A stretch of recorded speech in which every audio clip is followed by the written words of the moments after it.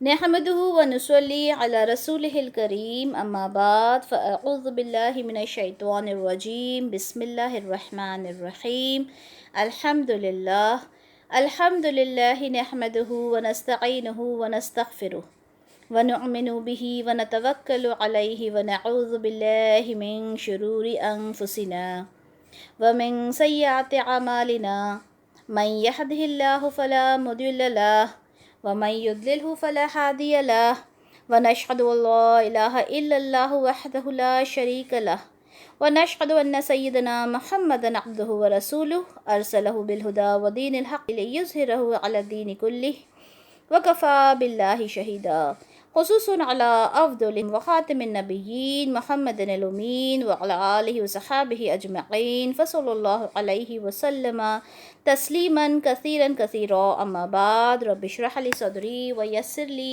أمري واحلل عقدة من لساني يفقه قولي ربي يسر ولا تعسر وتمم بالخير ربي زدني علما۔ انشاءاللہ آج جو سورہ ہم جس کی تفسیر کریں گے وہ سورہ تکاثر ہے اور یہ مکی سورہ ہے۔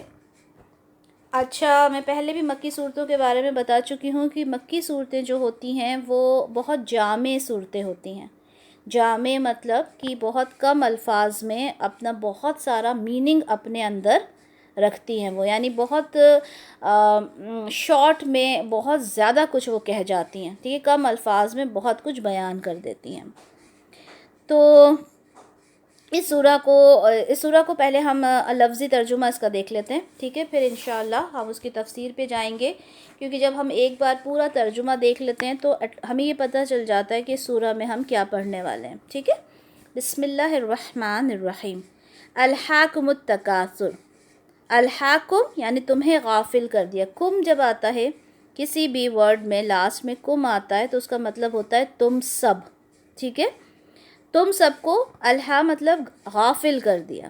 التکاثر یعنی کثرت کی خواہش نے، یعنی زیادہ کسی چیز کی زیادہ کی خواہش نے، یہ بھی چاہیے، یہ بھی چاہیے، یہ بھی چاہیے، ہے نا، تو تمہیں غافل کر دیا کثرت کی خواہش نے، بہتات کی طلب نے، زیادہ پانے کی طلب نے۔ حتیٰ یہاں تک کی، حتیٰ ہم اردو میں ویسے بھی بولتے ہیں حتیٰ کہ ایسا ہوا، ہے نا۔ حتیٰ زرتم المقابر۔ زرتم یعنی تم نے زیارت کر لی، تم نے دیکھ لیا، کسے؟ مقابر، اپنی قبروں کو، یہاں تک کہ تم اپنی قبروں تک پہنچ گئے، یعنی اتنی تم نے بس دنیا دنیا دنیا کی کہ آخری وقت پہنچ گیا۔ کلا، ہرگز نہیں، یہاں پر اللہ تعالیٰ جب بھی آپ کو لفظ سنائی دے نا کلا، تو اللہ تعالیٰ کی ایک گونج سنائی دیتی ہے، ہرگز نہیں۔ سوف تعلمون، سوف کہتے ہیں ان قریب، بہت جلدی، تعلمون تم جان جاؤ گے، تمہیں پتہ چل جائے گا۔ اچھا، جو تعلمون ہوتا ہے یہ پریزنٹ کے لیے بھی یوز ہوتا ہے، یہ فیوچر کے لیے بھی یوز ہوتا ہے، ٹھیک ہے، پریزنٹ اور فیوچر کے لیے الگ سے ورڈز نہیں ہوتے عربک میں، ٹھیک ہے، لیکن جب سوف آیا یعنی تو بہت جلدی، تو بہت جلدی ظاہر سی بات ہے فیوچر میں لے گیا بات کو، ہے نا۔ کلا سوف تعلمون، ہرگز نہیں، بہت جلد تم جان جاؤ گے۔ اللہ تعالیٰ پھر کہتے ہیں ثم، پھر، کلا ہرگز نہیں، سوف تعلمون کوئی بات نہیں، تم بہت جلد جان جاؤ گے۔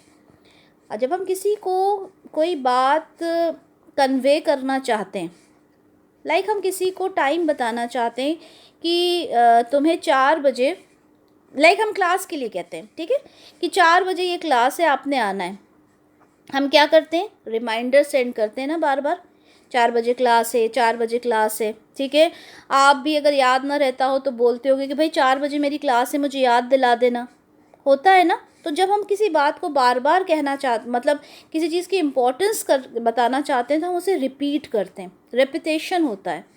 سیم وے اللہ تعالیٰ بھی جب اپنی بات کو امپورٹنس دلوانا چاہتے ہیں لوگوں کے لیے، ویسے تو اللہ کی ہر ایک بات ہی امپورٹنٹ ہوتی ہے، لیکن انسان کی فطرت ہوتی ہے جب وہ کسی چیز کو بار بار سنتا ہے تو اس پہ غور کرتا ہے۔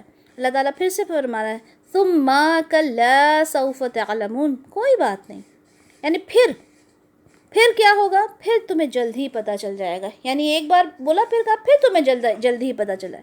کلا لو تعلمون علم الیقین، کلا ہرگز نہیں، لو کاش، تعلمون تم جانتے، علم الیقین تمہیں یقین کے ساتھ، تمہارا جو یقین ہے وہ علم کے ساتھ ہو جائے، پوری طرح سے تم اس بات کو جان جاؤ. لَتَرَوُنَّ الْجَحِيمَ، لَتَرَوُنَّ تم ضرور دیکھو گے، الجحیم، جحیم کس کو کہتے ہیں؟ جہنم کو. تو یہاں پہ کیا کہا کہ تم جو اتنا دنیا دنیا دنیا کر رہے ہو، مجھے یہ بھی چاہیے، ایک گاڑی ہے مجھے 2 چاہیے، ٹھیک ہے، میرے پاس ایک ڈنر سیٹ ہے مجھے 2 چاہیے، میرے پاس 2 روم کا گھر ہے مجھے 6 روم کا گھر چاہیے. یہ جو تم دنیا دنیا دنیا کر رہے ہو، اللہ تعالیٰ کہہ رہے ہیں بہت جلدی تمہیں یقین ہو جائے گا. لَتَرَوُنَّ الْجَحِيمَ، تم بہت جلدی جہنم کو دیکھ لو گے. ثم پھر، لَتَرَوُنَّهَا عَيْنَ الْيَقِينَ، پھر تم ضرور دیکھو گے اسے عین الیقین کے ساتھ. عین کہتے ہیں آنکھوں کو، یعنی پہلے تو تمہیں علم ہو جائے گا، جان لو گے، لیکن پھر اس کے بعد تم اپنی آنکھوں سے دیکھو گے. کیا دیکھیں گے ہم آنکھوں سے؟ جہنم، یعنی قیامت ہو جائے گی. جو لوگ اس بات پہ یقین نہیں کر رہے وہ واقعی میں اپنی آنکھوں سے دیکھیں گے کہ جہنم کیا ہے. ثم لَتُسْأَلُنَّ يَوْمَئِذٍ عَنِ النَّعِيمِ، پھر تم پوچھے جاؤ گے، لَتُسْأَلُنَّ تم سے سوال کیا جائے گا، یوم یعنی اس دن، یومئذ عن النعیم نعمتوں کے بارے میں، اس دن تم سے سوال کیا جائے گا نعمتوں کے بارے میں. کس دن؟ قیامت کے دن تم سے سوال کیا جائے گا ہر اس نعمت کے بارے میں جو تمہیں دی گئی. یہاں تک کہ ٹھنڈے پانی کے بارے میں بھی سوال کیا جائے گا جو تم پیتے ہو. ٹھیک ہے، تو یہ اس سورہ کا لفظی ترجمہ ہے. اس کو انشاءاللہ ہم دیکھتے ہیں. اس سے اتنے صرف لفظی ترجمے سے کیا کچھ ہمیں سمجھ میں آیا کہ اس سورہ کے اندر جو ہم بات کرنے والے ہیں وہ دنیا کی محبت کے بارے میں بات کرنے والے ہیں، کہ انسان کو جو دنیا سے محبت ہوتی ہے، جب اس کی آنکھیں بند ہوتی ہیں اور اس کی جو روحانی آنکھیں جب وہ کھل جاتی ہیں اور جب وہ جہنم کو دیکھ لیتا ہے تو اس کو پتہ چلتا ہے کہ ایگزیکٹلی میری جو ڈیسٹینیشن ہے وہ کیا ہے. اور پھر اس سے نعمتوں کے بارے میں سوال ہوگا جب وہ اللہ کے حضور پیش کیا جائے گا. اللہ کہے گا میں نے تمہیں جو نعمتیں دی تھیں اس کا تم نے کیا کیا. ٹھیک ہے، تو یہ اس کا لفظی ترجمہ ہے. چلیں اب ہم شروع کرتے ہیں. الہاکم التکاثر، تو یعنی تمہیں غافل کر کے رکھا ہے بہتات کی طلب نے، یعنی زیادہ، تکاثر بنا ہے اس سے کثرت سے، یعنی بہت زیادہ. ٹھیک ہے، تو یہاں پر لوگوں کو برے جو دنیا پرست ہوتے ہیں ان کو یہ بتایا گیا کہ دیکھو زیادہ دولت، زیادہ مال، زیادہ دنیاوی فائدے، دنیاوی لذتوں میں انسان لگا ہوتا ہے اور بس اسی میں رہتا ہے کہ میں اپنی دنیا کو کس طرح سے بہتر کروں. اچھا، صرف بہتر نہ کروں، انسان کیا کرتا ہے؟ فخر کرنے لگتا ہے. دیکھو میرے پاس یہ ہے، آپ نے دیکھا ہوگا. ٹھیک ہے، اور اب تو الحمدللہ ہم جس دنیا میں ابھی رہ رہے ہیں، جس دنیا میں مطلب ایمان کی دنیا میں الحمدللہ ہم سب داخل ہو چکے ہیں. ہمارے اندر یہ چیز تو اب بالکل نہیں ہونا چاہیے کہ ہم کسی کو کچھ دکھائیں. ٹھیک ہے، دکھاوا، یہ چیز میں سمجھتی ہوں کہ الحمدللہ یہاں جتنے لوگ موجود ہیں وہ اس چیز کو بہت اچھے سے سمجھ گئے ہوں گے کہ دکھاوا اللہ کو بالکل پسند نہیں ہے. لیکن نارملی ہوتا کیا ہے، جب آپ کسی 2-4 لوگوں کے ساتھ ملتے ہو، چاہے خواہ وہ آپ کے پڑوسی ہوں یا آپ کسی گیٹ ٹوگیدر میں ملتے ہو، کوئی پارٹی میں جاتے ہو یا کہیں بھی، عورتوں کا ایک اصول ہوتا ہے، وہ ان کی جیولری، ان کے ڈریس، ان کے میک اپ وہ ضرور دکھاتی ہیں، ہے نا. یہ میں نے نئی جیولری لی، یہ میرا نیا ڈریس ہے، یا نئی گاڑی ہوتی ہے، یا انسان کا نیا گھر ہوتا ہے، وہ اسی کی باتیں کرتی ہیں. تو یہاں پر کیا کہا گیا کہ غافل کر دیا ہے تمہیں ان ساری چیزوں نے، اور ان کو یہ ہوش نہیں ہوتا کہ یہ ساری چیزیں جب میں کر رہی ہوں تو یہ اللہ کو کتنا ناراض کرنے والی چیزیں ہیں. ٹھیک ہے، بلکہ ناراض کرنے والی چیزیں، بلکہ یہ جو دنیا ہے، دنیا کی جو مال و دولت ہے، یہ سب انسان کے لیے ایک آزمائش سے زیادہ کچھ نہیں ہے. انسان کے لیے یہ ساری چیزیں آزمائش ہیں. اچھا دیکھیے یہاں پہ آیا الحاق، الحا ہے نا، الحا یلحا، اس کا مطلب ہوتا ہے کسی چیز کے ساتھ ایسا لگاؤ رکھنا جس کی وجہ سے انسان اپنے اہم معاملات سے لاپرواہ ہو جائے، اپنی امپورٹنٹ چیزوں کو وہ بھول جائے، اس سے غافل ہو جائے. ٹھیک ہے، الحا کا مطلب ہی ہوتا ہے غافل ہونا. ٹھیک ہے، یعنی اتنا زیادہ اس کے اندر جیسے اگر ابھی ہم اگزامپل لیں، انسان موبائل اور سوشل میڈیا میں اتنا غافل ہو گیا ہے کہ آج کل کے بچوں کو لیں بلکہ عورتوں کو بھی لے لیں کہ موبائل میں بس انسٹا پہ ریلز بنانا، ٹھیک ہے، اور فیس بک پر، ٹھیک ہے، اس قدر وہ بزی رہتی ہیں، اس قدر بزی ہے کہ انہیں دنیا نظر ہی نہیں آتی. مسلم بچیاں آپ انسٹا کھولیں کس طرح کی بےہودگی چھائی ہوئی ہے نا، تو گھنٹوں عورتیں لگا دیتی ہیں اس کے اندر. تو اس کی وجہ سے انسان کیا ہوتا ہے کہ بالکل غافل ہو گیا ہے. التکاثر یعنی بہت زیادتی کے. تکاثر کو 3 طرح سے لیا جاتا ہے. زیادہ سے زیادہ مال جمع کرنا، ٹھیک ہے، بہت زیادہ مال جمع کرنا، بس میں کسی طرح سے کما لوں، دولت کما لوں اور پیسہ کما لوں، ٹھیک ہے. دوسرا مطلب یہ ہے مال کی کثرت میں ایک دوسرے سے آگے بڑھنے کی کوشش کرنا. اچھا اس کے پاس ایک گاڑی ہے، میں نے 2 گاڑیاں لینی ہیں. اچھا اس کے پاس 3 BHK ہے، 3 روم کا اس کا فلیٹ ہے، میں نے 5 روم کا لینا ہے. اچھا اس کے پاس بنگلہ ہے، مجھے اس سے بڑا بنگلہ بنانا ہے نا، اس سے آگے بڑھنے کی کوشش کرنا. پھر تیسرا اس سے اور برا مرحلہ کیا ہے کہ بڑھا تو لیا، بڑھانے کے بعد اس پہ فخر کرنا، دیکھو تم سے زیادہ میرے پاس ہے. اور یہ آدمیوں میں بھی ہوتا ہے، یہ عورتوں میں بھی ہوتا ہے. آدمی اپنے بزنس کو لے کر، اپنی کار کو لے کر، اپنے گھر کو لے کے کرتا ہے. عورت اپنی جیولری کو لے کر، اپنے کپڑوں کو لے کر، ہے نا، یہاں تک کہ اپنے بچوں کو لے کر کرتے ہیں. بھائی اور تو چھوڑ دیں، کیا کرتے ہیں ہم، میرا بچہ تو بہت ہوشیار ہے. اچھا 10th میں اس کے کتنے پرسنٹیج آئے تمہارے بیٹے کے؟ میرے بیٹے کے تو اتنے آئے. تو یہ سب کیا ہے، یہ سب تکاثر میں آتا ہے. کوئی ایک خاص ہم نہیں کہہ سکتے، ہم صرف مال دولت سے مطلب نہیں، پیسے کی بات نہیں ہو رہی یہاں پہ، ہر چیز کا تکاثر. میری بیٹی بہت ہوشیار ہے. اچھا تمہاری بیٹی کو یہ کام نہیں آتا؟ میری بیٹی تو ہر چیز میں بہت زیادہ ہنرمند ہے. یہ ساری چیزیں تکاثر میں آتی ہیں. اور اس کے لیے آگے کیا کہا گیا، ہم نے پوری سورہ کو ایک بار ہم نے اس کا لفظی ترجمہ تو دیکھ ہی لیا ہے نا. دیکھیں سورہ اعلیٰ میں اللہ تعالیٰ فرماتے ہیں آیت نمبر 16 سے 19 میں کہ مگر تم لوگ دنیا کی زندگی کو ترجیح دیتے ہو. اللہ تعالیٰ لوگوں سے کہہ رہے ہیں کہ تم دنیا کی زندگی کو ترجیح یعنی امپورٹنس دیتے ہو، حالانکہ آخرت بہتر ہے اور ہمیشہ رہنے والی ہے.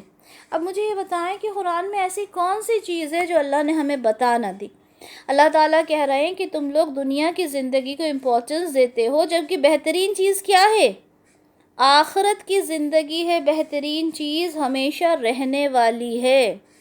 یہی بات پہلے صحیفوں میں کہی گئی تھی، ابراہیم اور موسیٰ کے صحیفوں میں بھی، صرف قرآن میں ہی نہیں کہ صرف قرآن سے ہمیں یہ تعلیم ملتی ہے، بلکہ جتنے رسول آئے، انبیاء آئے، ان کے پاس بھی یہ باتیں لکھی گئی تھیں. یہاں پہ خاص طور پر ابراہیم علیہ السلام اور موسیٰ علیہ السلام کا نام کیوں آیا ہے؟ کون بتا سکتا ہے مجھے؟ کوئی بتا سکتا ہے؟ بہت مختصر، لمبا چوڑا جواب نہیں، بہت مختصر سا، چھوٹا سا. جی کوئی بھی ٹیم ممبرز میں سے بھی کوئی بتا سکتا ہے، کوئی بھی بتا دے کہ صرف ابراہیم علیہ السلام اور موسیٰ علیہ السلام کا نام کیوں لیا گیا یہاں پر؟ کوئی نہیں؟ کسی کو نہیں پتا؟ چلیں پھر میں ہی بتا دیتی ہوں. دیکھیں ابراہیم علیہ السلام کون ہے؟ جد الانبیاء، ٹھیک ہے. انہیں مطلب سب سے جو بڑے جو مطلب جد کہتے ہیں اس کو، دادا کو، ٹھیک ہے. سارے نبیوں کے دادا مانے جاتے ہیں ابراہیم علیہ السلام. ابراہیم علیہ السلام سے جو نسل چلی وہ اسماعیل علیہ السلام والے بھی مانتے ہیں، وہ اسحاق علیہ السلام، یعقوب علیہ السلام والے بھی مانتے ہیں. اس لیے ابراہیم علیہ السلام کا نام آیا کیونکہ جو قریش تھے، جو رسول اللہ صلی اللہ علیہ وسلم جس قبیلے جس قوم کے تھے، اس قوم کے لوگ ابراہیم علیہ السلام کو مانتے تھے. کیوں مانتے تھے؟ کیونکہ وہ اسماعیل علیہ السلام کی قوم سے تھے، اور اسی وجہ سے کیونکہ اسماعیل علیہ السلام کے جو والد تھے وہ ابراہیم علیہ السلام تھے، ہے نا، تو اس لیے ان کو مانتے تھے. بات کرتے ہیں موسیٰ علیہ السلام کی. موسیٰ علیہ السلام کا نام کیوں آیا؟ کیونکہ جو یہودی تھے اس وقت وہ موسیٰ علیہ السلام کو ماننے والے تھے. تو یہاں پر دونوں کا نام لے کر یہ پوری بات کلیئر کر دی کہ چاہے وہ اسماعیل علیہ السلام کی نسل کے لوگ ہوں یا یعقوب علیہ السلام کی نسل کے لوگ ہوں، اسحاق علیہ السلام کی نسل کے لوگ ہوں، سب کو یہ بات پہلے سے بتا دی گئی تھی کہ آخرت کی دنیا جو ہے وہ بہتر ہے اور ہمیشہ رہنے والی ہے. ٹھیک ہے. اسی طرح سورہ منافقون کی آیت نمبر 9 سے لے کے آیت نمبر 11 میں ہم دیکھتے ہیں اللہ تعالیٰ فرماتے ہیں اے ایمان والو، تمہارے مال اور تمہاری اولاد تم کو اللہ کی یاد سے غافل نہ کر دے. تمہارا مال، میں مال کماؤں، یہاں پہ اولاد کا بھی ذکر آیا ہے. انسان اولاد میں اتنا غافل ہو جاتا ہے، اپنی اولاد میں اتنا انوالو ہو جاتا ہے کہ وہ اللہ کو بھول جاتا ہے. پہلے زمانے میں تو یہ ہوتا تھا کہ جس کے 10 بچے ہو جائیں، بیٹے ہو جائیں، 11 ہو جائیں، تو وہ بڑا فخر کرتا تھا کہ میرے اتنے بیٹے. اور آج بھی ہوتا ہے، کسی کے 4-5 بیٹے ہوتے ہیں تو بڑا فخر کرتا ہے. تو یہاں پہ اللہ تعالیٰ کہہ رہے ہیں کہ تمہاری اولاد، تمہارا مال تمہیں اللہ کی یاد سے غافل نہ کر دیں. جو لوگ ایسا کریں گے وہ خسارہ پانے والے ہیں، نقصان اٹھانے والے ہیں. ہم نے جو رزق تمہیں دیا ہے اس میں سے خرچ کرو، ہم نے جو تمہیں رزق دیا ہے اس میں سے خرچ کرو قبل اس کے کہ تم میں سے کسی کی موت آ جائے. انسان نہ زکوٰۃ دے رہا، نہ صدقہ کر رہا، نہ غریبوں میں دے رہا، بس میں اپنا پیسہ جمع کر لوں. آج میرے بینک بیلنس میں 100 روپے ہے تو وہ 200 ہو جانا چاہیے. آج میرے بینک بیلنس میں 2 لاکھ ہیں تو وہ 4 لاکھ ہو جانا چاہیے. آج میرے پاس 10 لاکھ ہے تو وہ 50 لاکھ ہو جانا چاہیے. بس اسی اس میں تکتان جس کو بولتے ہیں نا، اسی میں لگا رہتا ہے انسان کہ کسی طرح سے وہ بڑھ جائے. قبل اس کے کہ تم میں سے کسی کو موت آ جائے اور اس وقت کہے گا کہ میرے رب تو نے مجھے تھوڑی سی مہلت کیوں نہ دی کہ میں صدقہ کرتا. مرنے کے بعد پھر وہ کہے گا کہ اللہ تعالیٰ مجھے مہلت دے دے، میں صدقہ کروں، میں نیک کام کروں. جب کسی کی مہلت پوری ہوتی ہے تو اللہ کسی شخص کو مہلت نہیں دیتا. یہ مہلت ملی تو ہے آپ کو اور مجھے، یہ زندگی ملی تو ہے آپ کو اور مجھے. کریں اس میں جتنا صدقہ کرنا ہے، کریں اس میں جتنی زکوٰۃ ادا کرنی ہے، جتنا صدقہ، جتنا خیرات کرنا ہے، جتنا کر سکتے ہیں اتنا ہم نے کرنا ہے. لیکن انسان کیا کرتا ہے؟ انسان کہتا ہے کہ میں زیادہ سے زیادہ کروں. بلکہ ہم بچوں کو بھی تو یہی تربیت دیتے ہیں، بچے جمع کرو، ہے نا، پیسہ جمع کرنا سیکھو، پیسے کو جمع کرنا. یہ تو بچپن سے مائنڈ سیٹ کر دیا جاتا ہے کہ جمع کرنا ہے پیسہ. تو الحاکم التکاثر، یعنی تکاثر، کثرت سے تمہیں اتنا مشغول کر دیا، اتنا غافل کر دیا کہ تم امپورٹنٹ چیزوں کو تو بھول ہی گئے، اس سے غافل ہو گئے. اچھا، تکاثر کوئی ایک خاص چیز سے ہم نہیں کہہ سکتے. کسی کے ایک بیٹا ہے، وہ کیا چاہتا ہے؟ کاش کہ میرے ایک بیٹا اور ہو جائے. کسی کی 4 بیٹیاں ہو جاتی ہیں تو وہ کہتا ہے کہ ایک بیٹا مجھے اور چاہیے، اور اس ایک بیٹے کے چکر میں وہ 7-8 بیٹیاں کر لیتا ہے نا. تو وہ بھی تو تکاثر ہے. کسی کو اچھا پہلا بیٹا ہو گیا، اس کے بعد دوسری بیٹی، تیسری بیٹی، چوتھی بیٹی. اب وہ ایک بیٹا تھا نا، نہیں، وہ کہے گا کہ نہیں بھائی مجھے اور بیٹا ہونا چاہیے، ایک اس کا ساتھ بھی تو ہونا چاہیے نا، ایک اس کا بھائی اس کے ساتھ رہے گا. وہ کثرت ہو گئی. ٹھیک ہے. اچھا، وہ کسی پوزیشن پر ہے، اس کے بعد وہ یہ چاہے کہ میں کہیں اور بھی اس سے اونچی پوزیشن پہ جانا چاہتا ہوں. دیکھیں، ایک پوزیشن پر آپ ہو، اس سے اونچی پوزیشن پر آپ جانا چاہتے ہو، کیا اس میں کوئی غلط بات ہے؟ نہیں، کوئی غلط بات نہیں ہے. لیکن اتنا یہاں پہ تکاثر نہیں کہا، یہاں پر غفلت کا بھی نام لیا گیا. یعنی اس پوزیشن کو حاصل کرنے کے لیے اگر آپ اللہ کو بھول جاتے ہو تو وہ ایک غلط چیز ہے. آپ دیکھیں 10th میں 12th میں اچھے مارکس لانے کے لیے بچے پڑھائی کرتے ہیں، ویل اینڈ گڈ، بہت اچھی بات ہے. تعلیم حاصل کرنا سب کے لیے ضروری ہے، دنیاوی تعلیم حاصل کرنا بھی ضروری ہے. ٹھیک ہے. یہ جو ہم صورتیں پڑھ رہے ہیں ان کو یہ نہ سمجھ لینا کہ دنیا بس میرے لیے کسی مطلب کی نہیں ہے. نہیں بھائی، دنیا میں ہمیں اللہ تعالیٰ نے بھیجا ہے ہم نے ہر اس کام کو کرنا ہے جو ہمارا فرض بنتا ہے. ہمیں اپنی اولاد کو بھی دیکھنا ہے, شوہر کو بھی دیکھنا ہے, گھر کو بھی دیکھنا ہے, سب کچھ دیکھتے ہوئے ہمیں اپنی زندگی کو گزارنا ہے. لیکن سب سے امپورٹنٹ جو ہماری لائف میں کام ہے وہ کیا ہے؟ اللہ تعالیٰ نے ہمیں اس دنیا میں کیوں بھیجا؟ اللہ کی عبادت کرنے کے لیے. تو اللہ کی عبادت کرنا ہمارا سب سے جس کو ہمیں پرائیورٹی دینی ہے, ہمارا سب سے امپورٹنٹ جو کام ہے وہ یہ ہے. کیا؟ جیسے لائک 10th کا جب ایگزام ہوتا ہے, ہم اپنی اولاد کو کیا کہتے ہیں؟ بیٹا سب چھوڑ دو, پڑھنے بیٹھ جاؤ, ہے نا, صرف پڑھنے پہ فوکس کرنا ہے. یا اگر ہمارے گھر میں شام کو گیسٹ آنے والے ہیں, ہم کیا کہتے ہیں؟ سب چھوڑو بھائی, جلدی سے گھر کو صاف کرنا ہے, اچھے سے اچھا کھانا بنانا. اس وقت ہم ہر چیز اور بھول جاتے ہیں, بس گیسٹ ہمارا کیسے خوش ہوگا ہم اس میں لگ جاتے ہیں. یہی ہوتا ہے نا. تو پوری زندگی میں ہمیں جس چیز میں لگنا ہے سب سے پہلے, اس میں کیا ہے ہماری پرائیورٹی؟ کہ اللہ ہم سے راضی ہو جائے. اور اللہ ہم سے کیسے راضی ہوگا؟ جب ہم اس کی عبادت کریں گے. ٹھیک ہے, جب ہم اسے راضی رکھیں گے, اس کی عبادت کریں گے, اس کے بتائے ہوئے راستے پر چلیں گے. یہاں پر تو اللہ تعالیٰ کہہ رہے ہیں کہ یہ جو بہتات کی کثرت, یعنی اور ہو جائے, 2 ہے 2 سے 4 ہو جائیں, 4 سے 8 ہو جائیں, اس نے تمہیں میری یاد سے غافل کر دیا. اس کے بعد کتنا غافل کر دیا؟ حتی زرتم المقابر, یہاں تک کہ تم نے قبروں کی زیارت کر لی. یعنی اتنا ہلاک کر دیا تمہیں دنیا کی محبت نے کہ تم مرنے تک پہنچ گئے. آپ نے سنا ہوگا نا, کہا جاتا ہے کہ دیکھو اس کے قبر تک پاؤں پہنچ گئے ہیں, لیکن وہ اپنے باتوں سے باز نہیں آ رہا. ہم دنیا میں کہتے ہیں قبر تک اس کے پیر پہنچ گئے, قبر میں پیر پہنچے ہوئے ہیں.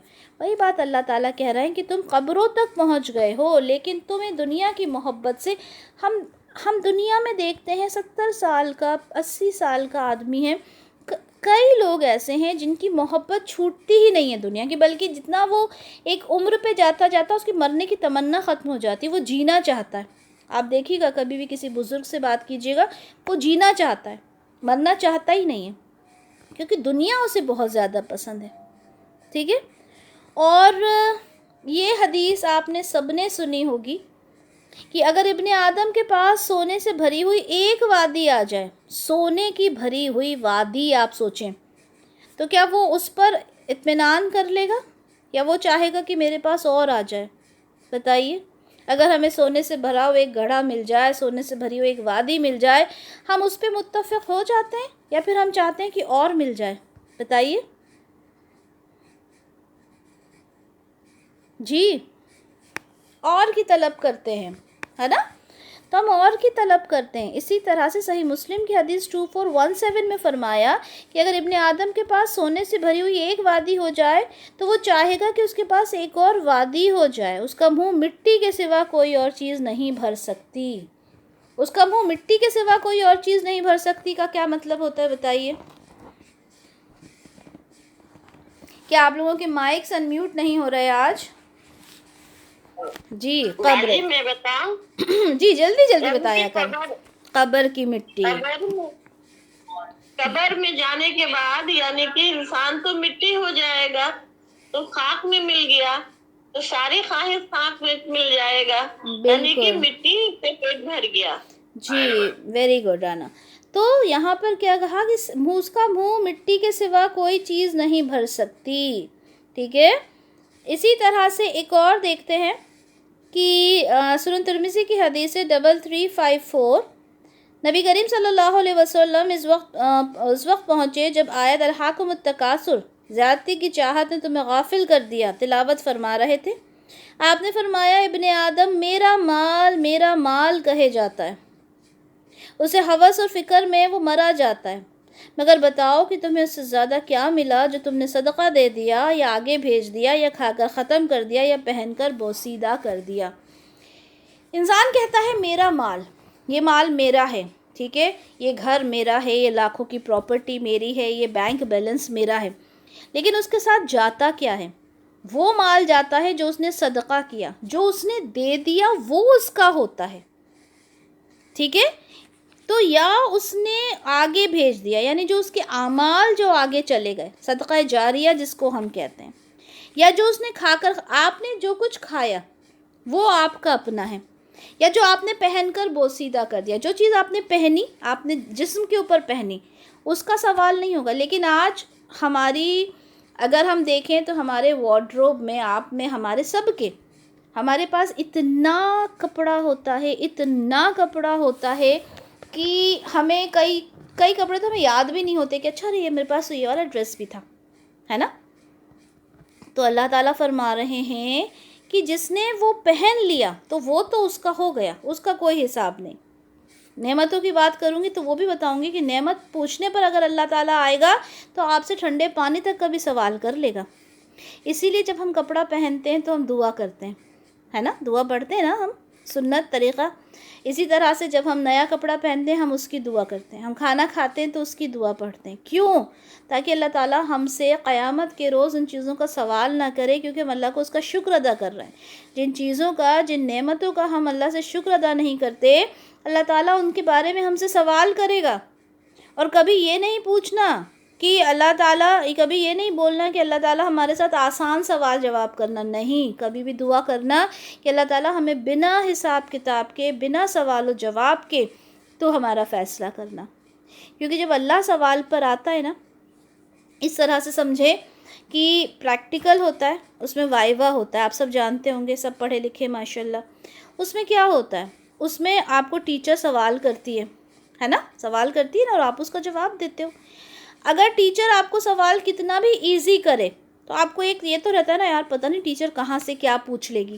لیکن اگر ٹیچر کہے کہ میں آپ لوگوں کا سوال جواب کرنے والی ہی نہیں ہوں، وائوا کرنے والی ہی نہیں ہوں، ایسے ہی آپ لوگوں کو 5 مارکس 10 مارکس دے دوں گی، تو بتائیے آپ کی خوشی کی انتہا ہوگی کہ نہیں ہوگی؟ لو، ہماری ٹیچر نے تو سوال جواب بھی نہیں کیا، ایسے ہی مارکس دے دیے، ٹھیک ہے۔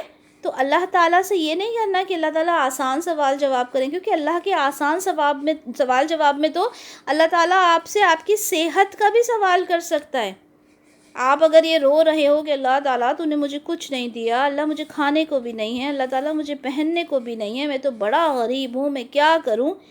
لیکن اس کے بعد اگر اللہ تعالیٰ آپ سے کہے کہ یہ بتاؤ کہ میں نے تمہیں جو صحت دی تھی اس کا تم نے کیا کیا؟ میں نے تمہیں 2 آنکھیں دی تھی، اس کا کیا شکر ادا کیا؟ میں نے تمہیں 2 ہاتھ دیے تھے، اس کا کیا شکر ادا کیا؟ کیا جواب دیں گے آپ؟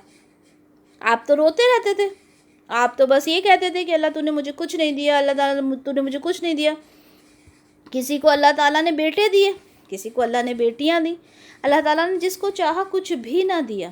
اب جسے کچھ نہیں دیا وہ روتا ہے کہ اللہ تعالیٰ تو نے تو مجھے اولاد ہی نہیں دی، اللہ تعالیٰ تو نے مجھے اولاد ہی نہ دی۔ اگر اللہ اس سے یہ سوال کر لے کہ میں نے جو تمہیں ایک بہت اچھا شوہر دیا تھا، اس نعمت کا تم نے کیا کیا؟ یا چلے اس کا شوہر بھی اچھا نہیں ہے، مان لے اس کا شوہر بھی اچھا نہیں ہے، تو اللہ تعالیٰ کہے گا کہ میں نے جو تمہیں ایک دماغ سوچنے والا دیا تھا، میں نے تمہیں چلنے کے لیے جو 2 پیر دیے تھے، جو تم اٹھا کے کھانا کھاتی تھیں، جو تم پانی پیتی تھیں، اس کا کیا؟ تو نعمتوں کا، یا اور سب کچھ چھوڑ دو، یہ جو ہم سانس لے رہے ہیں، یہ ہوا جو ہمیں مل رہی ہے، اس کا کیا حساب دو گے؟ یہ جو امن اور سکون میں ہم رہ رہے ہیں، جس طرح چاہتے ہیں ہم گھر سے باہر نکل جاتے ہیں، اس کا کیا جواب دو گے؟ آپ دیکھیں کس طرح سے لوگ اپنی گھر سے باہر نہیں نکلتے، کس طرح سے ایک بچہ ایک باپ کے بالکل ہاتھوں میں دم توڑ رہا ہے۔ ہم دیکھ رہے ہیں ہمارے بھائیوں کے ساتھ کیا ہو رہا ہے، ہم دیکھ رہے ہیں کس طرح سے ایک بچہ ہاتھ میں دم توڑ دیتا ہے، ہم دیکھ رہے ہیں کہ ان کے اللہ اکبر کہنے پر انہیں کیا مل رہا ہے، ہم دیکھ رہے ہیں سب کچھ۔ تو اللہ کا شکر ادا کریں کہ ہم ایک بہت اچھی زندگی گزار رہے ہیں، تو پھر ہم کیا جواب دیں گے؟ اسی طرح سے اللہ تعالیٰ فرماتے ہیں کہ تمہاری، بلکہ حدیث ہے سنن ترمذی کی 3774 کہ رسول اللہ صلی اللہ علیہ وسلم نے کہا کہ اللہ نے سچ فرمایا ہے، انما اموالکم و اولادکم فتنہ، یہ تمہارے مال اور تمہاری اولاد جو ہے یہ تمہارے لیے فتنہ ہیں، آزمائش ہے تمہارے لیے۔ اسی طرح سورہ بقرہ کی آیت نمبر 155 میں ہے کہ ہم تمہیں ضرور آزمائیں گے، ہم تمہیں لازماً آزمائیں گے۔ کس سے؟ دشمن کے ڈر سے، یعنی خوف پیدا ہو جائے، آپ گھر سے باہر نہ نکل سکو، یا پھر بھوک سے، کسی بھوکے سے پوچھو کہ جب وہ بھوکا پیٹ سوتا ہے تو اس کی کیا حالت ہوگی. مال اور جان سے انسان کا جو مال ہے وہ ختم ہو جائے یا اس کی جان چلی جائے یا پھلوں کی کمی سے یا اس کی رزق کی تنگی آ جائے, قحط سالی ہو جائے, سوکھا پڑ جائے, تو اللہ تعالیٰ فرماتے ہیں صبر کرنے والوں کو خوشخبری دے دیجئے. یعنی ایسی مشکلوں میں جو صبر کرے گا اللہ تعالیٰ ان سے کہہ رہے ہیں کہ آپ کے لیے خوشخبری ہے. اسی طرح سورہ آل عمران میں اللہ تعالیٰ فرماتے ہیں بے شک جو لوگ کافر ہوئے ان کو ان کے مال اور ان کی اولاد اللہ سے چھڑوانے میں کچھ کام نہ آئے گی. انسان یہ سوچے کہ میں پیسہ دے کے چھوٹ جاؤں گا.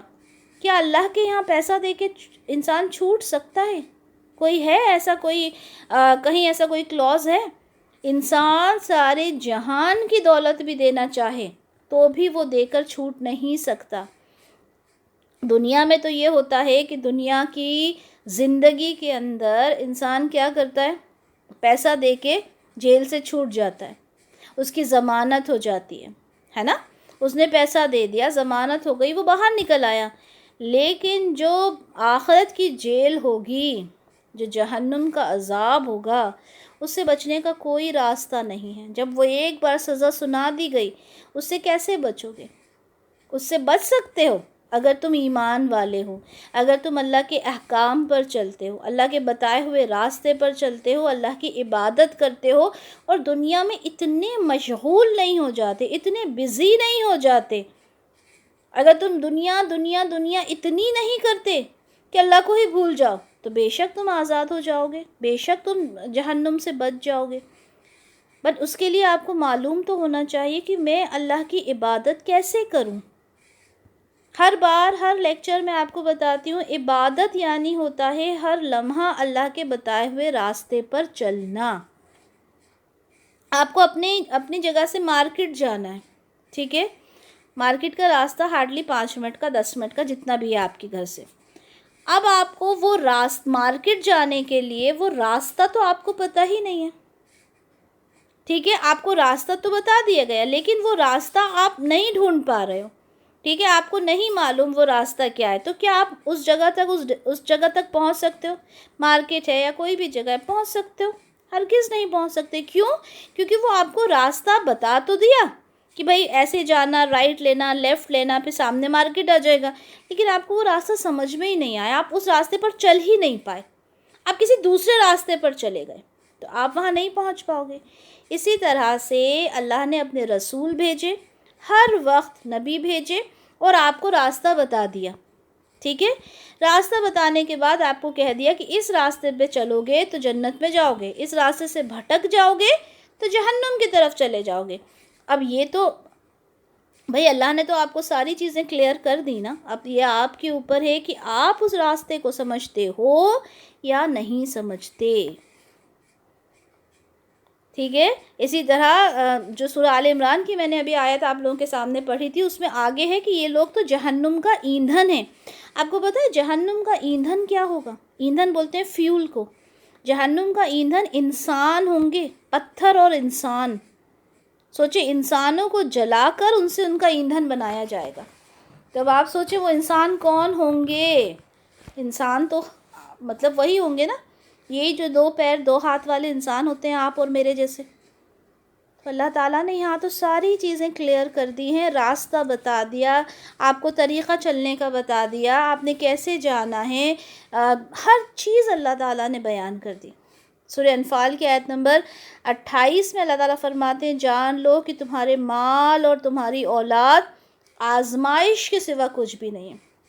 اللہ تعالیٰ جو یہ مال دیتا ہے نا انسان کو, سوچتا ہے انسان کہ ارے میں تو بڑا خوش قسمت ہوں, اللہ تعالیٰ نے مجھے دولت سے نوازا, میرے پاس تو اتنا ہے.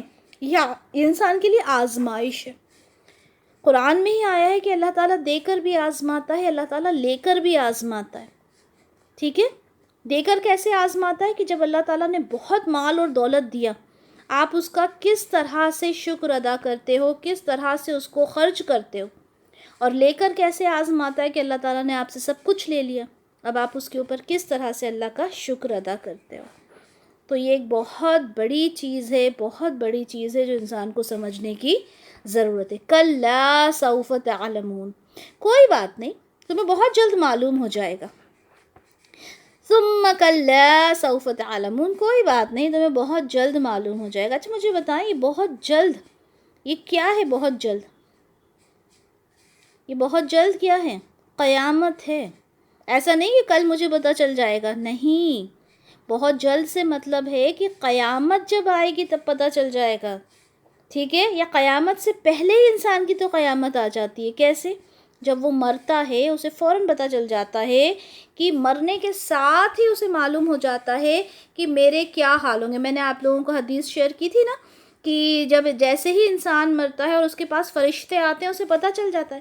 فرشتوں کی شکل دیکھ کر انسان سمجھ جاتا ہے کہ یہ فرشتے جنت سے آئے ہیں یا یہ فرشتے جہنم میں لے جانے کے لیے آئے ہیں. اللہ اکبر، اس انسان کو پتہ چل جاتا ہے.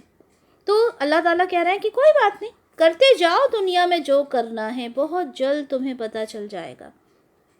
تو یہ بہت جلد کیا ہوگا؟ آنکھیں بند ہونے کے بعد ہی تو پتہ چلے گا.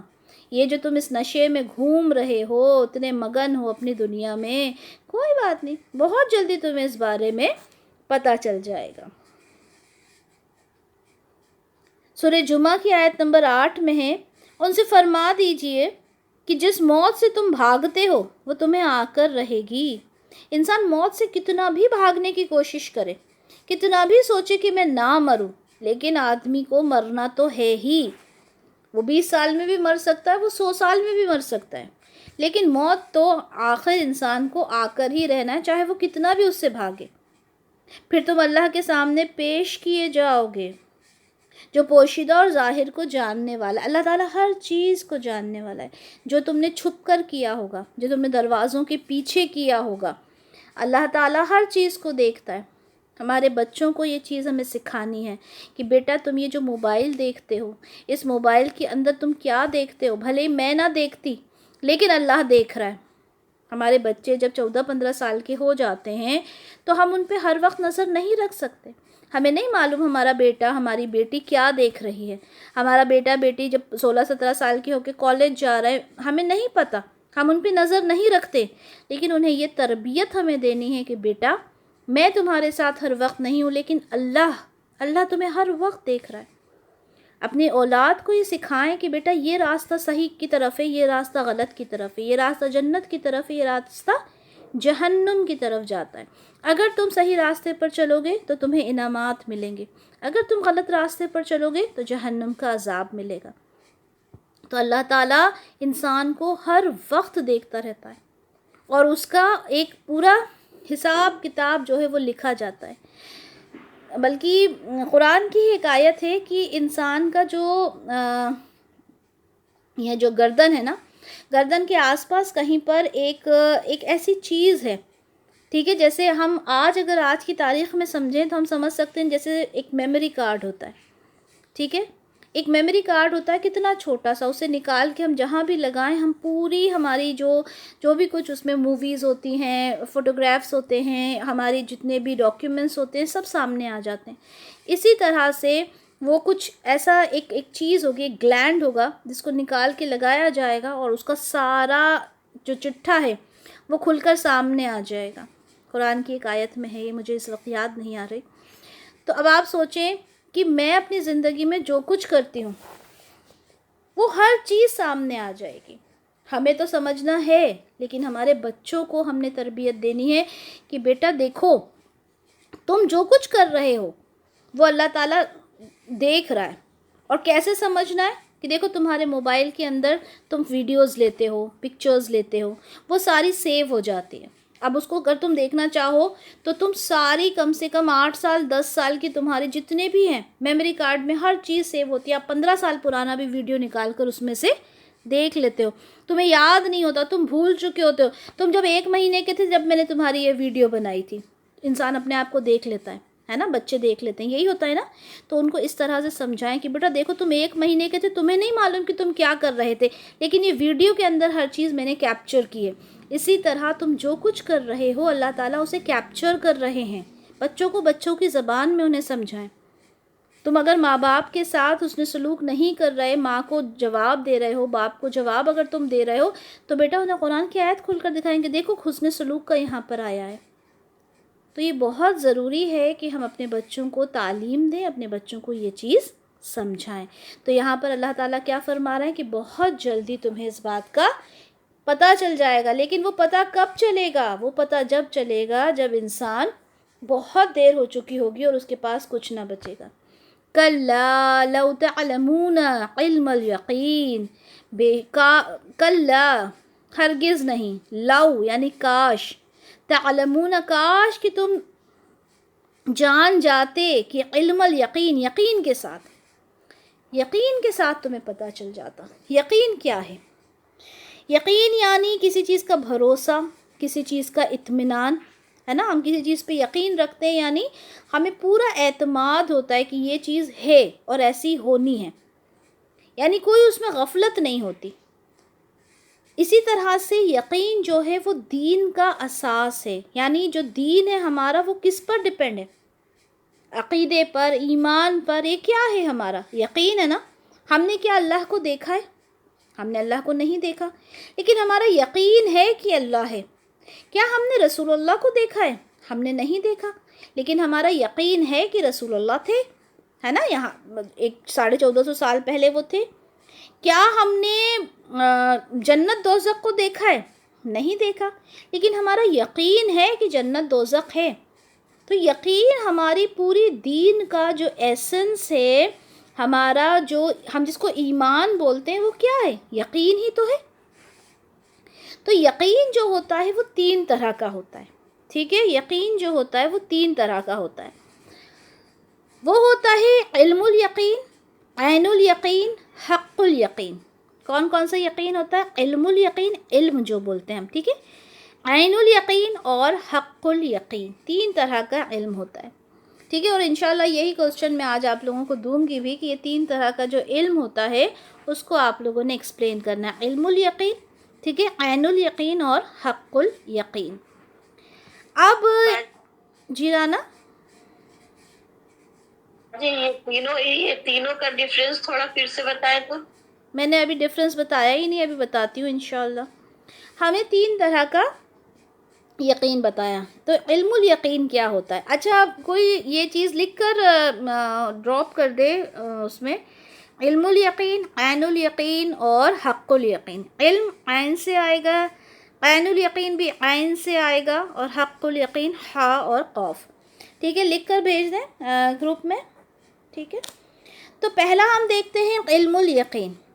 علم الیقین اس علم کو کہتے ہیں، علم کس کو بولتے ہیں؟ نالج ہونا، ہے نا؟ یعنی نالج ہونا، یقین ہونا نالج کے تھرو۔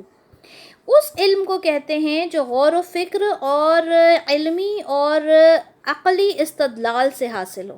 اتنی اردو آپ لوگوں کے اوپر سے نکل جائے گی۔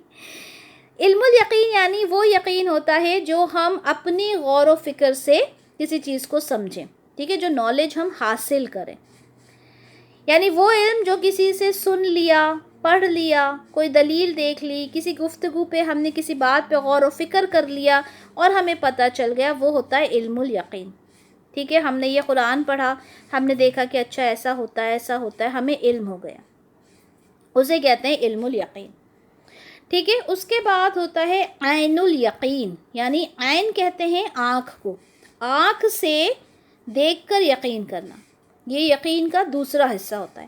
یعنی آپ کو بتا دیا گیا کہ دیکھو یہ علم ہے، یہ علم ہے، یہ علم ہے، یہ چیزیں ہیں، اس پہ آپ نے یقین رکھنا ہے، لیکن اس کے بعد جب آپ نے اس چیز کو آنکھ سے دیکھا، ٹھیک ہے، تو اس کو بولتے ہیں عین الیقین، یعنی آنکھوں سے دیکھ کر اس کے اوپر یقین کرنا۔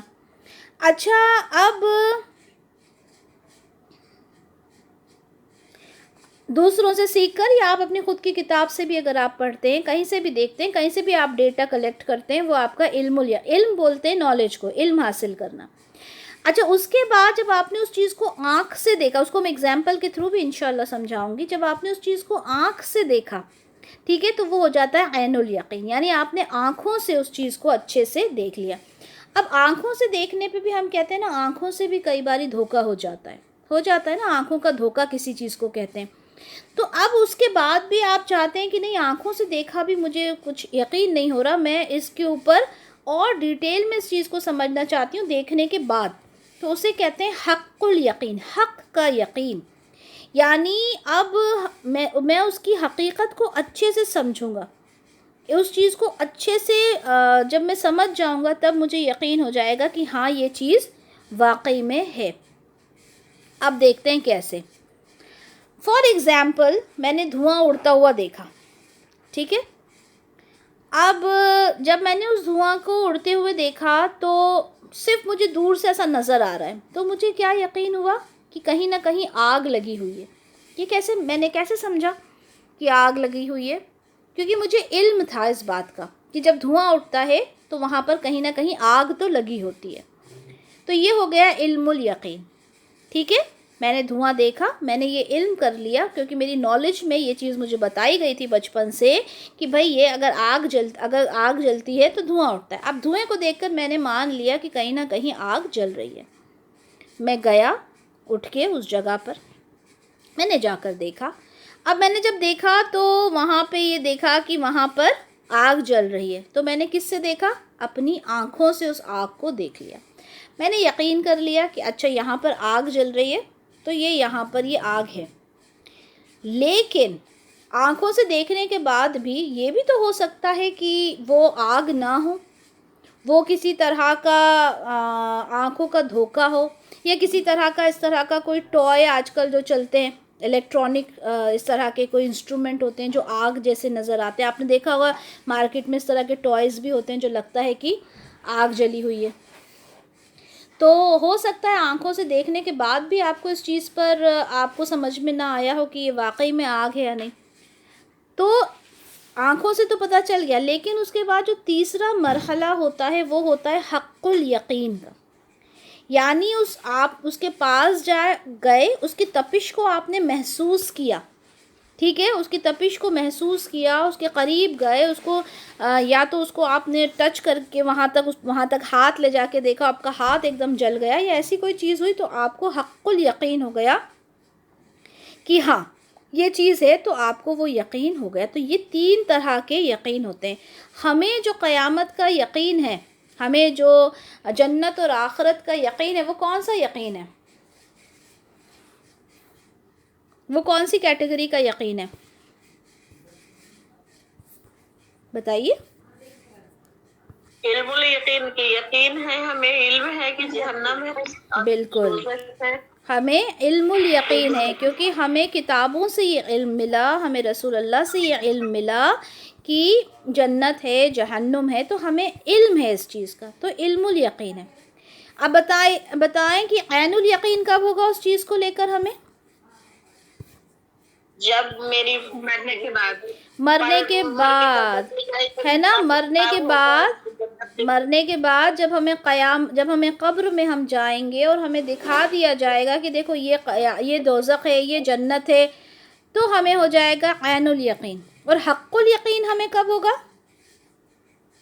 جب فیصلے کے بعد مجھے جنت، جب ہم فیصلے کے بعد ہم جب جنت میں جائیں گے، جنت کو دیکھیں گے، وہاں کے پھل کھائیں گے، وہاں کی زندگی گزاریں گے، تو ہمیں حق الیقین ہو جائے گا، ٹھیک ہے۔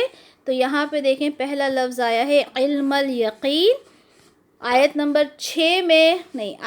7 میں آیا ہے عین الیقین، ٹھیک ہے۔ یہاں پہ 2 یقین کی بات کی گئی ہے، ابھی ہم اس کو پڑھتے ہیں انشاءاللہ۔ تو یہ 3 طرح کے یقین ہوتے ہیں، 2 طرح کے یقین کی بات تو یہیں پر آ گئی ہے، حق الیقین بھی ہے قرآن میں، ٹھیک ہے، انشاءاللہ اسے بھی دیکھیں گے۔ تو یہاں کئی ایگزامپلز دیے ہیں، ٹھیک ہے۔ ایک تو یہ جو آگ ہے، آگ والا ہے، اسی طرح سے ابراہیم علیہ السلام کے بارے میں آتا ہے کہ ابراہیم علیہ السلام نے یہ کہا کہ اللہ تعالیٰ میں دیکھنا چاہتا ہوں کہ آپ کیسے زندہ کرتے ہیں، کیسے مارتے ہیں۔ تو اللہ تعالیٰ نے ان سے کہا تھا کہ 4 پرندے لو اور ان کے ٹکڑے کر کے سامنے والے پہاڑ پر ڈال دو اور کھڑے ہو کر انہیں پکارو۔ ابراہیم علیہ السلام نے ایسا ہی کیا۔ جب ابراہیم علیہ السلام نے ان کو آواز دی تو وہ سارے جو الگ الگ پارٹس تھے پرندے کے وہ جڑ گئے ایک ساتھ آ کر، تو ان کو جو ابراہیم علیہ السلام کو عین الیقین ہو گیا، یعنی آنکھوں سے انہوں نے دیکھ لیا تھا کہ اللہ تعالیٰ کس طرح سے زندہ کرتا ہے، ٹھیک ہے۔ یہ سورہ بقرہ کی آیت نمبر 260 میں یہ چیز ہمیں ملتی ہے کہ کس طرح سے اللہ تعالیٰ اپنے انبیاء کو عین الیقین کرواتا ہے. کیوں کرواتا ہے اللہ تعالیٰ اپنے رسولوں کو، انبیاء کو عین الیقین؟ تاکہ وہ ایسا نہیں ہے کہ انہیں ایمان نہیں ہوتا یا انہیں اللہ کی کسی بات پہ بھروسہ نہیں ہوتا، نہیں، تاکہ وہ ہمیں اچھے سے گائیڈ کر سکیں کسی چیز کو. ٹھیک ہے. اچھا، رسول اللہ صلی اللہ علیہ وسلم کو بھی عین الیقین کروایا گیا تھا. کیسے کروایا تھا بتائیں؟ جو معراج کے سفر میں گئے تھے تو اپنی آنکھوں سے دیکھا تھا سارا منظر نے. جی ماشاء اللہ. تو انہیں بھی عین الیقین ہوا تھا. ٹھیک ہے. تو یہ 3 طرح کے یقین ہیں. تو ہمارا جو علم الیقین ہے وہ اتنا زیادہ ہمارا پختہ ہونا چاہیے، ہمارا جو اتنا زیادہ اسٹرانگ بلیف ہمارا ہونا چاہیے کہ انشاءاللہ تعالی جب ہمیں عین الیقین ہوگا، ہم اپنی آنکھوں سے دیکھیں گے تو ہم کہیں کہ ہاں اللہ ہمیں اس چیز کا علم تھا اور ہمارا اس چیز پر یقین تھا. ٹھیک ہے. تو وہ مرحلہ بھی ہمارے ساتھ آئے گا. تو یہاں پر کہا کہ کاش کہ تم علم الیقین کے ساتھ جان لیتے. تو یہاں پہ تو اللہ نے بات کلیئر کر دی کہ یہاں پہ تمہیں جو جاننا ہے وہ کس سے جاننا ہے؟ علم کے تھرو جاننا ہے. یہ جو علم ہے نا یہ انسان کے لیے بہت ہی زیادہ. روبینہ آپ نے کچھ کہنا ہے کیا؟ آپ مائک انمیوٹ کر رہی ہیں. چلیں. اس کے بعد اللہ تعالیٰ آیت نمبر 6 میں فرماتے ہیں لَتَرَوُنَّ الْجَحِيمَ. تمہیں اس بات کا یقین ہوتا، تمہیں اس بات کا علم ہوتا. کس بات کا؟ لَتَرَوُنَّ الْجَحِيمَ، کہ تم جہنم کو دیکھ کر رہو گے. آنکھوں سے جب دیکھو گے تو دیکھو گے، لیکن اس بات کا تمہیں یقین تو ہو، علم تو ہو تمہیں کہ تم جہنم کو ضرور دیکھ کر رہو گے. ثُمَّ لَتَرَوُنَّ الْعَيْنَ الْيَقِينَ، پھر تم اسے عین الیقین آنکھوں سے دیکھ لو گے. کس کو؟ یہاں پہ جہنم کی بات ہو رہی ہے. جہنم کو اپنی آنکھوں سے دیکھ لو گے. اور کیوں جہنم کی بات ہو رہی ہے؟ جنت کی بات کیوں نہیں کی یہاں پر اللہ نے؟ بتائیے. اور جلدی چھوٹا چھوٹا جواب دیا کریں. اللہ تعالیٰ نے یہاں پر جہنم کی بات کیوں کی، جنت کی کیوں نہیں کی؟ کیونکہ شروعی آیت میں ہے نا الہاکم التکاثر کہ تمہاری خواہش نے تمہیں یعنی کہ اتنا غفلت کر دیا کہ حتیٰ کہ تم قبروں میں جا پہنچے، کچھ کمایا نہیں، نیکی کر لے کے آئے نہیں، تو تم تو یقیناً جہنم میں جاؤ گے. Very good. کیونکہ یہاں پر جو بات ہو رہی ہے یہ اس انسان کے لیے بات ہو رہی ہے جس نے اپنی زندگی کے اندر نیکیاں کمائی ہی نہیں. اس نے صرف دنیا کمائی، دنیا دنیا دنیا، زندگی بھر وہ دنیا دنیا کرتا رہا، یہاں تک کہ وہ قبروں میں جا کر اس کی جو قبر کی مٹی ہے وہی اس کی جو اس بھوک کو مٹا سکتی ہے. تو یہاں پہ تمہیں یقین ہو جائے گا، آنکھوں سے تم جہنم کو دیکھ لو گے. اس سے پہلے کاش کہ تمہیں یقین ہو جاتا، علم کا یقین تمہیں ہو جاتا. ثم پھر لَتُسْأَلُنَّ تم پوچھے جاؤ گے یومئذ عن النعیم، اس دن تم پوچھے جاؤ گے نعمتوں کے بارے میں. یعنی جب تم قبر میں پہنچو گے، جب تم اللہ کے سامنے پیش ہوگے، اللہ تعالیٰ تم سے نعمتوں کے بارے میں پوچھے گا. اب دیکھیں نعمتوں کے بارے میں جب بات نکلی ہے تو نعمتوں کے بارے میں سنن ترمذی کی 2369 میں ہم دیکھتے ہیں کہ نبی کریم صلی اللہ علیہ وسلم ایسے وقت گھر سے نکلے جب آپ نہیں نکلتے تھے، اور نہ اس وقت آپ سے کوئی ملاقات کرتا تھا. ایسے کوئی غیر معمولی وقت آپ نکلے اور آپ کو حضرت ابو بکر رضی اللہ عنہ اور حضرت عمر فاروق رضی اللہ عنہ آپ کو ملے. ٹھیک ہے. اور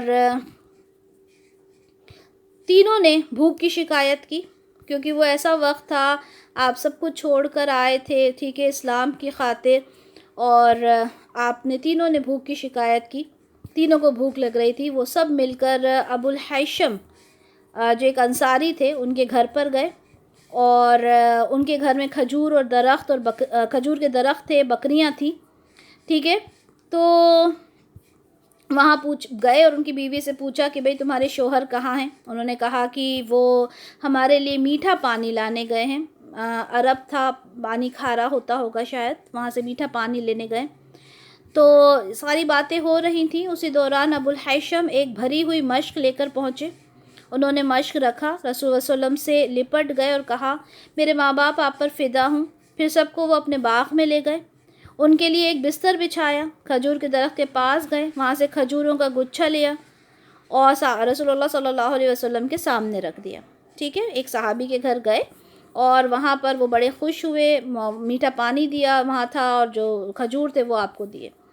تو رسول اللہ نے کہا ہمارے لیے اس میں سے تازہ کھجوروں کو چن کر کیوں نہیں لائے، یہ سارے کھجور کیوں لے آئے؟ تو انہوں نے کہا اللہ کے رسول میں نے چاہا کہ آپ خود ان میں سے چن لیں، ٹھیک ہے۔ اس کے بعد رسول اللہ نے فرمایا قسم اس ذات کی جس کے ہاتھ میں میری جان ہے، یقیناً یہ ان نعمتوں میں سے ہے جن کے بارے میں قیامت کے دن سوال کیا جائے گا۔ اور کیا ہیں وہ نعمتیں؟ باغ کا ٹھنڈا سایہ، پکی ہوئی عمدہ کھجوریں، ٹھنڈا پانی۔ یعنی ان نعمتوں کا بھی اگر اللہ چاہے تو سوال کر سکتا ہے اللہ کے رسول، اتنے بڑے صحابہ ساتھ میں ہیں، ٹھیک ہے، حضرت ابو بکر صدیق رضی اللہ عنہ، حضرت عمر فاروق رضی اللہ عنہ، جو اللہ کی ہر نعمت پہ شکر ادا کرنے والے ہیں۔ اللہ تعالیٰ فرما رہے ہیں کہ اللہ چاہیں تو ان چیزوں کا بھی حساب لیں گے، باغ کا ٹھنڈا سایہ، پکی ہوئی عمدہ کھجوریں، ٹھنڈا پانی۔ سوچئے، یہ بہت طویل بہت بڑی حدیث ہے، لیکن اس میں سے صرف اتنا ہی پورشن میں نے آپ لوگوں کو لینا تھا کہ اللہ تعالیٰ جب حساب کرنے پر آئیں گے تو ہر چیز کا حساب لیں گے۔ اسی طرح سے قیامت کے دن سب سے پہلے بندے سے جن نعمتوں کے بارے میں سوال کیا جائے گا، اسے کہا جائے گا کیا میں نے تمہارے لیے تمہارے جسم کو تندرست اور ٹھیک ٹھاک نہ رکھا، تمہیں ٹھنڈا پانی نہ۔ اب بتائیے ٹھنڈے پانی سے بڑھ کر ہم مطلب ایک ہمارے لیے کتنی چھوٹی سی چیز ہوتی ہے ٹھنڈا پانی۔ یہاں پہ سنن ترمذی کی حدیث 3358 میں پھر یہی سوال کیا کہ تمہاری تندرستی اور ٹھنڈے پانی کا میں سوال کروں گا۔ اس سے پہلے ہم نے دیکھا کہ رسول اللہ اپنے صحابہ اتنے جدید اتنے مطلب جو بڑے صحابہ تھے ان سے یہ کہہ رہے ہیں کہ ان چیزوں کا سوال ہوگا۔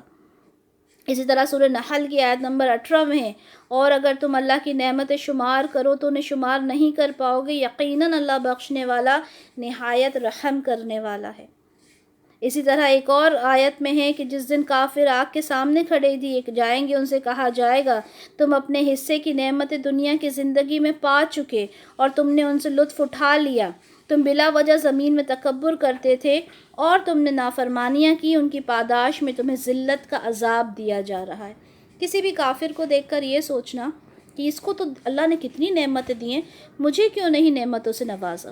اللہ تعالیٰ نے فرما دیا کہ دیکھو جتنی تمہیں نعمتیں دی گئی تھیں دنیا میں اس کا حساب کتاب ہو گیا، وہیں پر تمہیں دے دیا جو تمہیں دینا تھا، اب تمہارے ساتھ جو حساب کتاب ہوگا وہ آخرت کی دنیا میں ہوگا۔ تو اس لیے ان کے لیے کبھی یہ نہیں سوچنا کہ اللہ تعالیٰ نے ان کو کیسے اتنا نوازا، ان کی تو دنیا دوزخ سب کچھ ہو چکا، ان کا حساب کتاب ہو گیا، کیونکہ ان کے اندر ایمان نہیں ہے تو انہیں تو جنت کا کچھ بھی نہیں ملنا۔ لیکن ہمیں ہر نعمت کا شکر ادا کرنا ہے۔ اللہ تعالیٰ ہماری تندرستی کے بارے میں پوچھے گا، اللہ تعالیٰ ہم سے پانی تک کا سوال کرے گا۔ ایک پانی جو ہم تو کتنا پانی کو ویسٹ کرتے ہیں، ہے نا، ہم برش بھی کرتے ہیں تو کتنا پانی ہم ویسٹ کرتے ہیں۔ اللہ تعالیٰ ہر ایک چیز کا ہم سے سوال کرے گا۔ ہم جو ایک چائے کا سپ لیتے ہیں اللہ تعالیٰ اس کا سوال کرے گا، ہم جو دودھ پیتے ہیں اس کا سوال کرے گا، ہم جو کھانا کھاتے ہیں، مطلب یہ تو بہت بڑی چیزیں ہو گئیں، ہم جو پانی استعمال کر رہے ہیں اللہ تعالیٰ تو ہم سے اس کا بھی سوال کرے گا۔ تو یعنی وہ دن آئے گا، دیکھو جو تم اتنی زندگی میں لگے ہو، اپنی زندگی کے اندر زندگی میں پیسہ بڑھانے میں جو لگے ہوئے ہو، نعمتوں کو بڑھانے میں جو لگے ہوئے ہو، جب اللہ تعالیٰ سوال کرنے پر آئے گا تو اس کا کیا جواب دو گے؟ اب اس میں یہ نہیں سوچنا کہ کیا ہم اچھے گھر میں نہ رہیں، کیا ہم اچھا کھانا نہ کھائیں، بالکل کھائیں، لیکن شکر ادا کریں، ٹھیک ہے، ہر نعمت پہ شکر ادا کریں۔ پانی پی رہے ہیں تو اللہ تیرا شکر ہے کہ تو نے یہ پانی دیا، یہ نہیں کہ پانی نہیں ہے، نہیں، پانی دیا اس کا شکر ادا کریں، اللہ نے کھانا دیا اس کا شکر ادا کریں، اللہ نے رہنے کو گھر دیا اس کا شکر ادا کریں۔ اللہ کی ہر ایک نعمت کا ہم نے شکر ادا کرنا ہے، نہیں تو ہم سے اس کا سوال کیا جائے گا۔ بارک اللہ لی و لکم فی القرآن الکریم ونفعنی وإیاکم بما فیہ من الآیات والذکر الحکیم۔